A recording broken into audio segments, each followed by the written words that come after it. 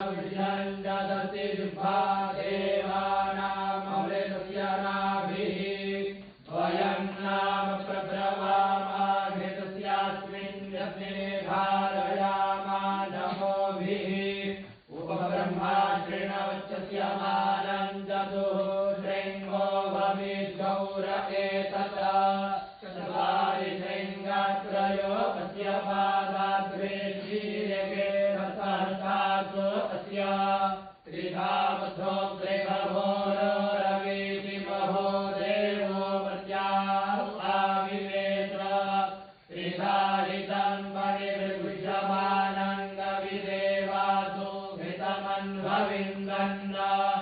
इन्द्र एकको दुर्ज एकं जजानभेनादेकगुर्वधया निषचक्षुः एता समुद्राच्छतप्रजारिपुणानावचक्षे घृतस्य धारा अभिजातजीविहिरण्ययोपेतसो मध्य आसम् सम्यग्रवन्ति सरितो रथेन अन्तर्घृता मनसा पूयमानाः एते अरिभन्त्युर्मयो घृतस्य मृगा इव क्षिपणोरीषमाणाः इन्द्रोरिवप्राध्वनेषु घनासोपातप्रमियः पतयन्ति यद्भाः घृतस्य धारा अनुगोनप्रादीकाष्ठाभिन्दन्नुर्मिभिः भिन्वमानः अभिप्रवन्तसमनेव जोघाः कल्याण्यः स्वयमानासो अग्निम् घृतस्य धाराः समिधो न सन्ततायुगानो हचति जातवेदाः कन्या इव वहतु मे तव उ अञ्जञ्जान अभिजातदेवी यत्र सोमः सूयते यत्र यज्ञो घृतस्य धारा अभितत्पवन्ते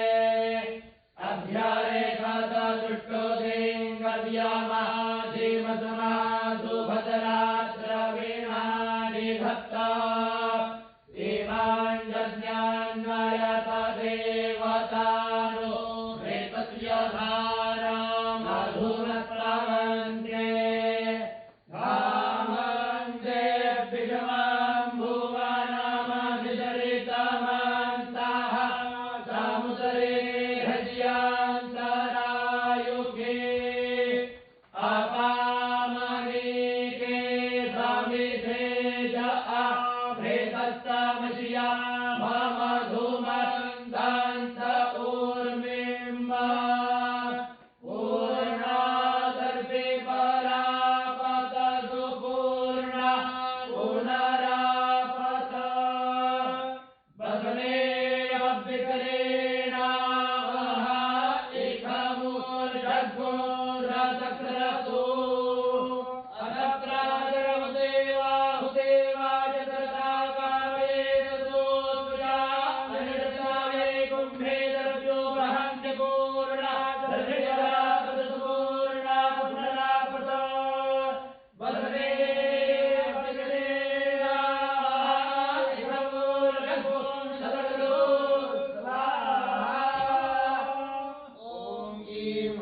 उग्रं वीरं महाविष्णुं ज्वलन्तं सर्वतोमुखं सर्वं ॐ ईं स्वाहा ॐ ईं उग्रं वीरं महाविष्णुं ज्वलन्तं सर्वतोमुखं सर्वं भीषणं भद्रं मृत्युं सत्यं ॐ ईं स्वाहा ॐ ईं उग्रं वीरं महाविष्णुं ज्वलन्तं सर्वतोमुखं सर्वं भीषणं भद्रं मृत्युं सत्यं ॐ ईं स्वाहा ॐ ईं उग्रं वीरं महाविष्णुं ज्वलन्तं सर्वतोमुखं सर्वं भीषणं भद्रं मृत्युं सत्यं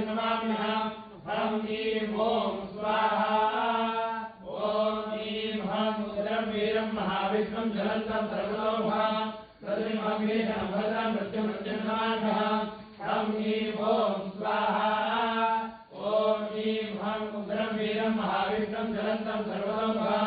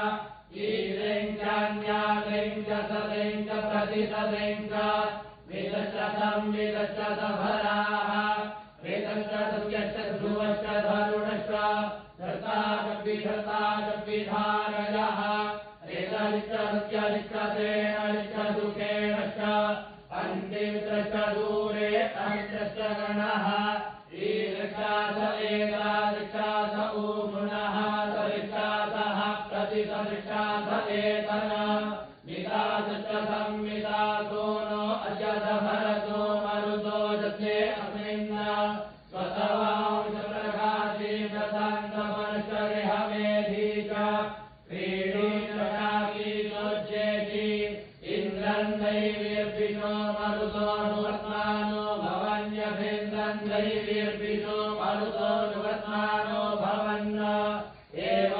यजमानन्दैवीस्तभिनो मानुकीष्टानुवर्त्मानो भवन्तु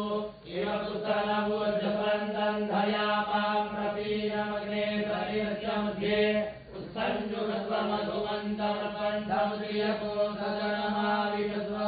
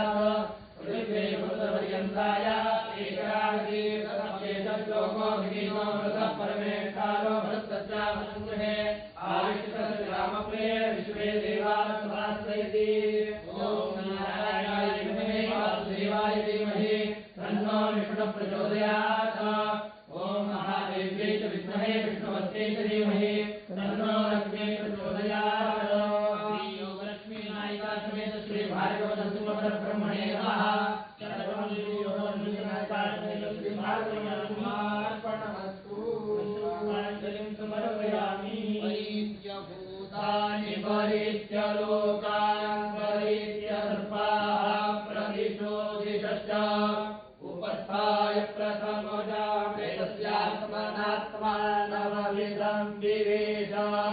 परिद्यावापृथिवी सद्य विश्वा परिलोकान् परिदिशः परिस्वः एतस्य तन्तुं विततं विदस्य तदपश्यत्तदभवत्तदासीत् सदस्वतिमद्भुतं प्रियमिन्द्रस्य काम्यम् तरिं मेधामयासि ककुतवाः जाम्मेधान् देवगणाः पितरश्चोपासते प्रयामाद्यमेधयाग्रे मेधाविनङ्कुर्स्वाहा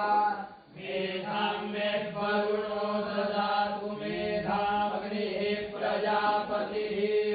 मेधामिन्द्रश्चपाविश्वमेधान्धातं ददातु मे स्वाहा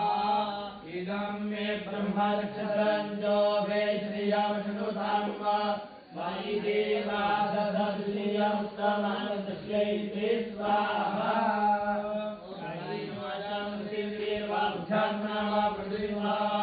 करोमि यद्यन्तकलं परस्मै नारायणाय समर्पयामि तत्सर्वमेव नारायणं वन्दे विसर्गबिन्दुमात्राणि परमाणाक्षराणि च न्यूनानि समस्तु पुरुषोत्तम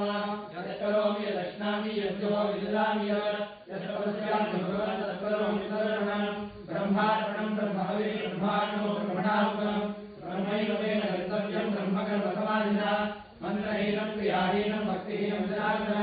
तद्वदन्तिमया देव परिपूर्णनुतस्मे स्वयनिष्ठानि शेषाणि तपःकर्मात्मनानि यानि वेदानुशेषाणां कृष्णानुस्मरणं परं